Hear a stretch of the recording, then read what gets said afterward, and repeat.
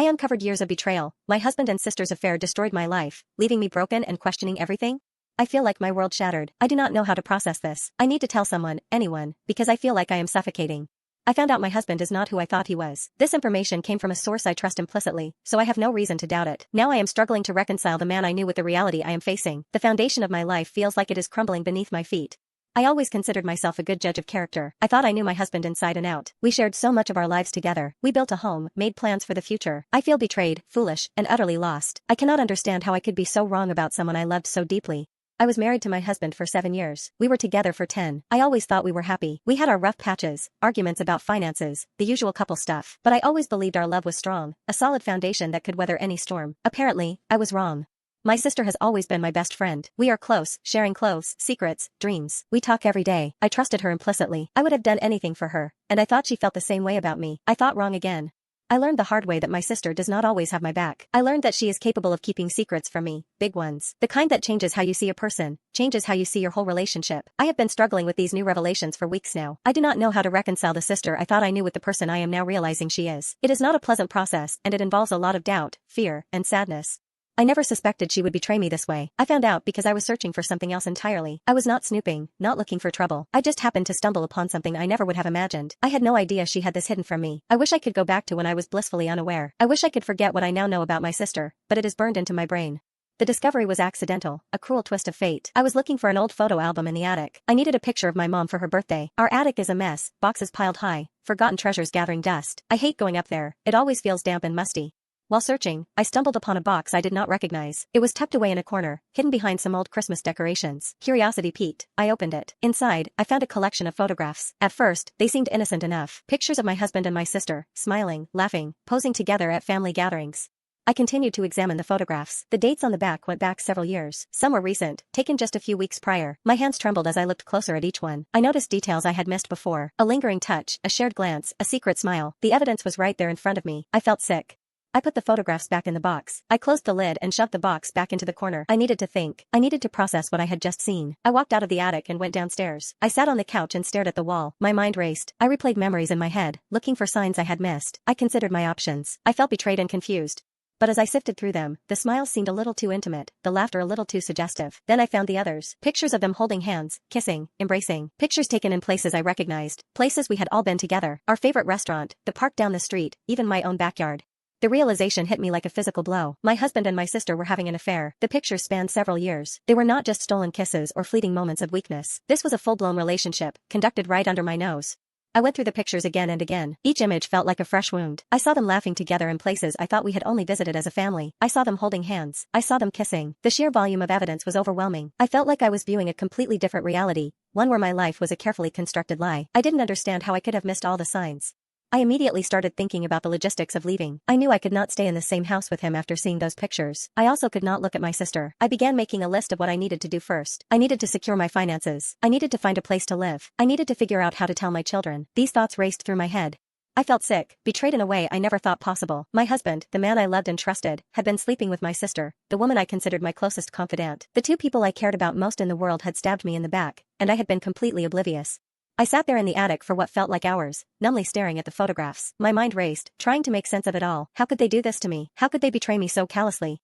I needed to organize my thoughts. The shock of the discovery made it difficult to think clearly. I decided to gather the photographs and put them in a box. I found an old cardboard box in the corner of the attic and carefully placed each photograph inside. My hands trembled as I touched each one, remembering the moments they represented. The weight of the box felt heavy as I closed the lid, a physical manifestation of the emotional burden I now carried. I told myself that I would deal with this rationally, calmly. I repeated those words in my head like a mantra, trying to suppress the anger and hurt that threatened to overwhelm me. The descent from the attic seemed longer than usual. Each step creaked under my weight, amplifying the silence in the house. I paused at the bottom of the stairs, taking a deep breath before continuing. My hands tightened around the box. I needed to know the truth, no matter how painful it might be. I rehearsed what I would say, the questions I would ask. I tried to anticipate their reactions, their excuses, but I knew that nothing they could say would truly justify their actions. I felt a sense of determination mixed with trepidation as I walked toward the living room, where they were waiting. I eventually made my way downstairs, clutching the box of photographs. I needed to confront them, to hear their explanations, to understand how this could have happened. But I also felt a deep sense of dread, a fear of what they might say.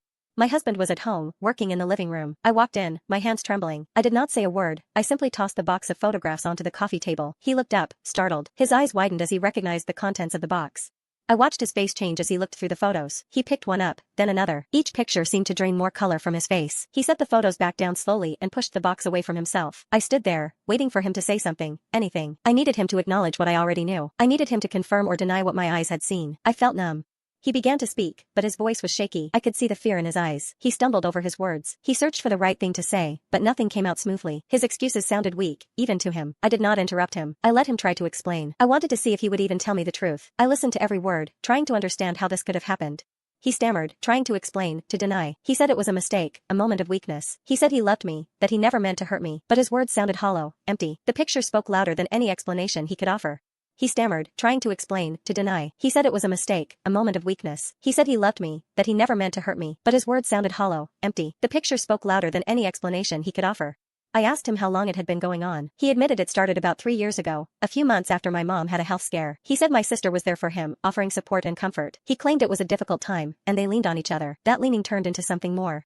I felt a wave of nausea wash over me. My mind raced, trying to reconcile the image I had of my father with the reality he presented. I thought about all the family events, the holidays, the birthdays. They were all tainted now, viewed through the lens of this new information. I could not understand how he could betray my mother, how my sister could betray me. The foundation of my family crumbled before my eyes. I needed him to keep talking, to explain further, but the words caught in my throat.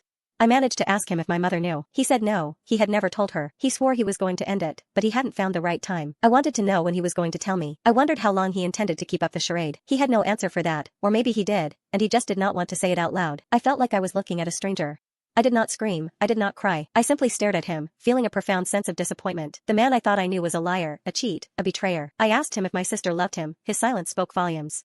I told him to leave, to pack his bags and get out of my house. I could not bear to look at him any longer. He pleaded with me, begging for forgiveness, promising to end the affair. But I was done. The trust was broken, shattered beyond repair. He left that evening, suitcase in hand. As he walked out the door, I felt a strange mix of emotions. Relief, sadness, anger, and a deep sense of emptiness. 7 years of my life, gone. A marriage, a dream, a future, all destroyed by his infidelity. The next day, I called my sister. I told her I knew about the affair. There was a long pause on the other end of the line. Then she started crying. She said she was sorry, that she never wanted to hurt me. She claimed she loved me, that she valued our relationship above everything else. I asked her how she could do this to me, how she could betray my trust in such a cruel way. She said she did not know, that it just happened. She said she fell in love with my husband, that she could not help herself. Her words felt like a slap in the face. She fell in love with my husband? She could not help herself? Was my pain not enough to make her stop? Was my happiness worth so little to her? I told her I never wanted to see her again, that our relationship was over. She begged me to reconsider, to give her another chance, but I could not. The betrayal was too deep, the wound too raw. I hung up the phone, feeling a sense of finality. I had lost my husband, my sister, and my best friend, all in one fell swoop. I was alone, adrift in a sea of heartbreak and betrayal. I spent the next few weeks and a days, going through the motions of daily life. I went to work, I ate, I slept, but inside, I was numb, empty. I could not focus, I could not concentrate. I kept replaying the photographs in my mind, trying to understand how I could have been so blind. My friends tried to offer support, inviting me out, trying to cheer me up, but I pushed them away. I did not want to talk, I did not want to socialize. I just wanted to be alone, to wallow in my misery. My mom was worried about me, calling me every day. I tried to reassure her, to tell her I was okay, but she knew something was wrong. She could hear the pain in my voice, the sadness in my words. I eventually told her what had happened. She was shocked, heartbroken for me. She could not believe that my husband and my sister would do such a thing. She offered to come over, to stay with me, to help me through this difficult time.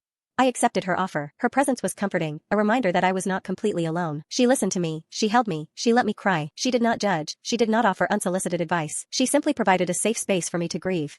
I started seeing a therapist. She helped me process my emotions, to understand my anger, my sadness, my confusion. She taught me coping mechanisms, strategies for dealing with the pain. She reminded me that I was strong, that I could get through this. The process was slow and painful. There were days when I felt like I was making progress, and days when I felt like I was back at square one. But I kept going, one step at a time. I started exercising, going for long walks, taking yoga classes. Physical activity helped clear my mind, to release some of the pent-up tension. I also started spending more time on my hobbies, reading, painting, gardening. Engaging in activities I enjoyed helped me rediscover a sense of purpose, a reason to keep going. It has been 6 months since I discovered the affair. I am still healing, still grieving. The pain is not as intense as it once was, but it is still there, a dull ache in my heart. I have filed for divorce. The proceedings are underway. I am selling the house where I built my life with him. I cannot bear to live there any longer, surrounded by memories of what was, and what could have been. I have not spoken to my sister since that phone call. I do not know if I ever will. The betrayal cut too deep. I cannot forgive her, not yet. Maybe someday, in the distant future, I will be able to look back on this with some sense of perspective. But right now, the wound is still too fresh. I am trying to rebuild my life, to create a new future for myself. It is not easy. There are days when I feel lost, alone, and scared. But I am determined to move forward, to find happiness again. I know it will take time. I know there will be setbacks, but I am strong. I am resilient. I am a survivor. I will not let this betrayal define me. I will not let it destroy me.